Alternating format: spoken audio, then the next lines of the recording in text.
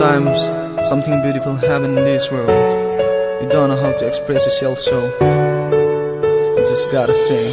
Gusto na din ang sidita ka na Sanin hilang ulit saan bang inahiyan lota Ganti ko din ay pangsing hitam go Kana hong susing hikan ka ngay ngampo Nalunghin kiel kip din ka nga zingi olong day Lung si inahin sang kit zinta Nanga din ka pangit zingi Kalusin na san ba ziin Ka ngay na day te himilo Ka ngay ngampoy hiyang zing ding hi Kalungil hana hung lang zing Kilaw diyan ay tip na timtut Sengulin na gel mil hitam Hingga gelin kan kut sisa Asilong ngoy mo nga hinang Tell me what I like, baby, I can make it work. I can't see you walk right on me, but can't let you go.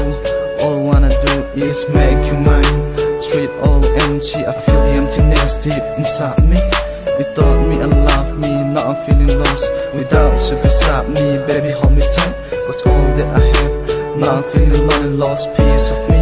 I'm sorry for the pain, baby, please come back. I love you, I need you, all I want is you. I feel your pain, see me baby, I'll take away all the pain. I can make it better and remove the pain. You give me sunshine in my darkest cell.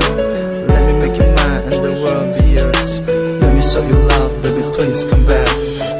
Kalusin na san ba ziin Ka ngay na day te himilo Ka ngay ngampoy hiyang zing ding hi Kalungil hana hung lang zing Kilaw diyan ay tip na timtut Sengulin na gel mil hitam Hingga gelin kan kut sisa Nasilong ngoy mo nga hinang Yeah, songs from a true love The one and only girl I love Anyway, ZPS Production.